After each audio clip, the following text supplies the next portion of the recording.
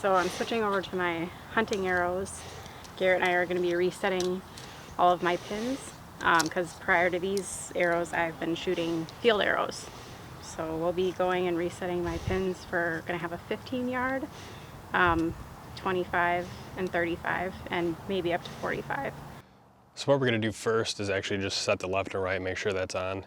And the way we're going to do that is I'm not going to have her shoot groups at the spot. What I'm going to have her do is pick one of those little cardboard targets that are pasted on to the bigger target and just look at the vertical line, that edge there, and just shoot at that vertical line, and then we'll be able to see where the arrows are grouping.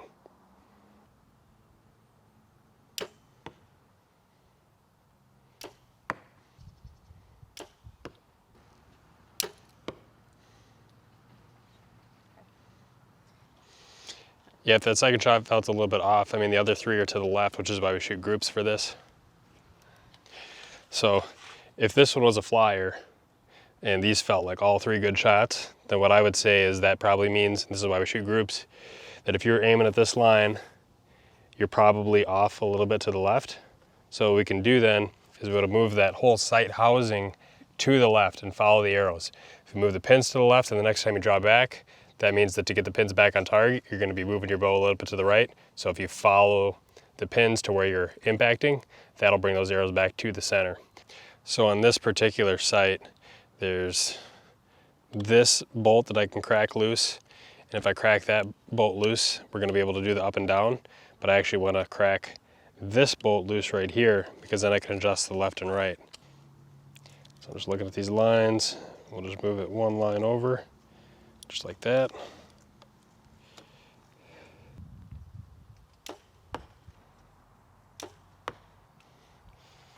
You probably don't have to shoot that fourth one if you don't want. That group is so tight. So I mean, just with that little adjustment here, right, you weren't even trying to shoot a group, right? You're just aiming at this line, and it just so happens that all these things end up grouping pretty well. But two of these arrows are right on the cardboard, one's just off. So at this point, I'm not even gonna worry about making any adjustments to the left and right. We're just gonna move right onto the vertical. And the reason we're doing it this way, to aim at basically either a vertical line or a horizontal line, which is what we do to set the different distances for the pins, is if you're just aiming at one of those lines, it's usually a little bit easier for your brain to focus on just hitting that line without the other noise of trying to get that other axis on line too. So it's a really good way to just kind of separate the process and just focus on either your left and rights or your up and downs. It's definitely not something I came up with. A lot of other, high-level target guys do it that way, and it's just the way that I like to do it too, because I've also found that for me it does make a big difference. So horizontal's done. Next thing we're doing is going to 15 yards, but we'll set our top pin.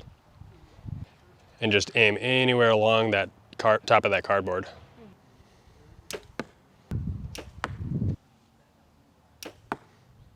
For that second shot, do you think you dropped your bow arm, or do you think the first and third shots were? I wasn't paying attention to my follow through, so I could have. Okay. So it's likely all the arrows are low regardless. We're going to need to move something down, either your housing or the top pin. So we need to move the top pin down. We can either do that by moving the individual pin or the entire housing. And what I like to do with a really slow bow like this, if you want to be able to use as many pins as you can and get them all set up, you're going to need to have your top pin as high as you can in the housing. Now this pin is about as high up as it can go already. So if we would have needed to move this pin higher, the only way we would have been able to do that is to move the whole housing. But since we need to move down, we can either move the pin or we can move the housing. And if I look right here, I can still see that this sight housing is already pretty low in the mount, but it still has room to go a little bit lower. So that's what we're going to do. We're going to move the whole housing down to set that top pin. And then after that, all we need to do is set the individual pins.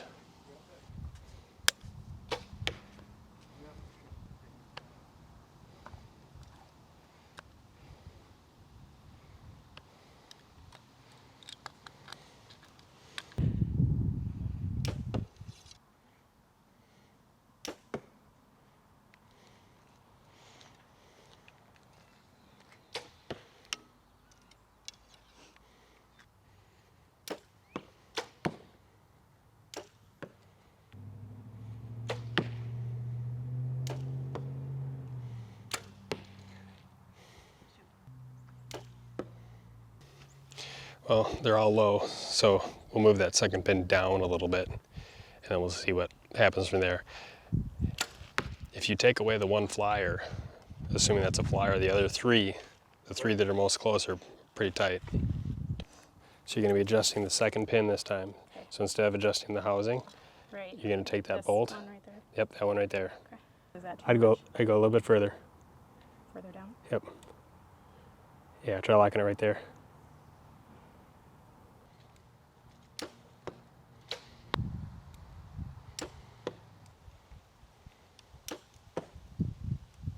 This one's pretty close to these two. Yeah, so if you take an average, they're all averaging a bit low. Yeah.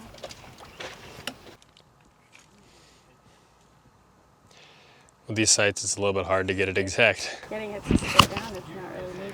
Sometimes it's easiest on those cheaper sites to have one finger moving the pin and the other hand moving the Allen wrench, so you can get it to kind of move instead of twist. Get it to slide as one. But it definitely can be a little bit challenging. I just don't know how. It's just, honestly, on a site like that, it's just guesswork. Yeah.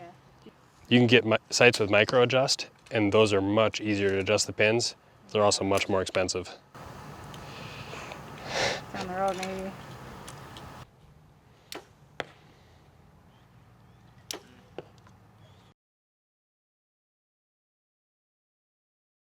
I'm pretty happy with this. What do you think? Yeah, I mean, that's pretty ideal. We moved your pin a little bit and you got one arrow above, three below, but the three below are really close. Yeah, that's So, close. I mean, I think that's about as good as we're gonna get. That's what you like to see, is when you're aiming at a line, you get a little bit of a mix of some above and below, and they're all kind of in a tight group. So let's leave it at that and move on to 35. You might have set it at a good. Yeah, I just guessed and moved your third pin based on the spacing of the first two. So it might be right on.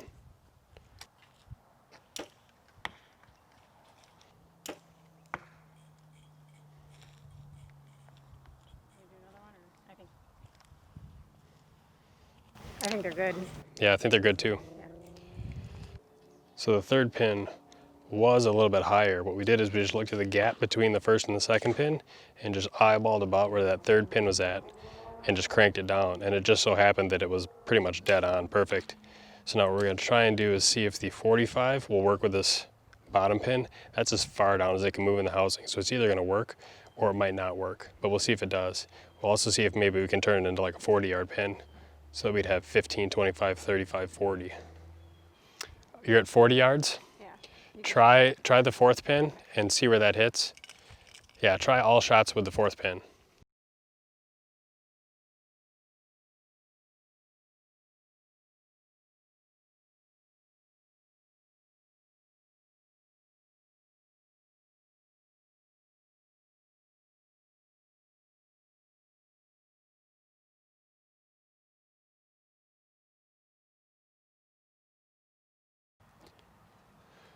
So we're gonna try and set the last pin. She just shot the fourth pin and it was pretty much right on at 40. So we're gonna try the fifth pin and see if it is good for 45.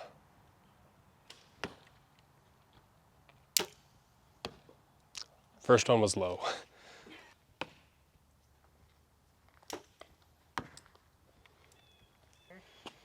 Well, I think what we figured out is that your bow is shooting super slow. So at that range, I mean, your arrows are just, you would need to move your pin lower in order to make it work.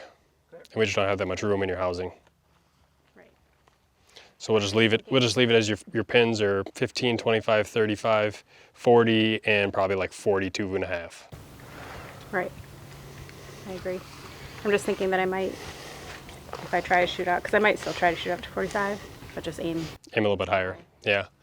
By the looks of it, maybe like 6, 7 inches high.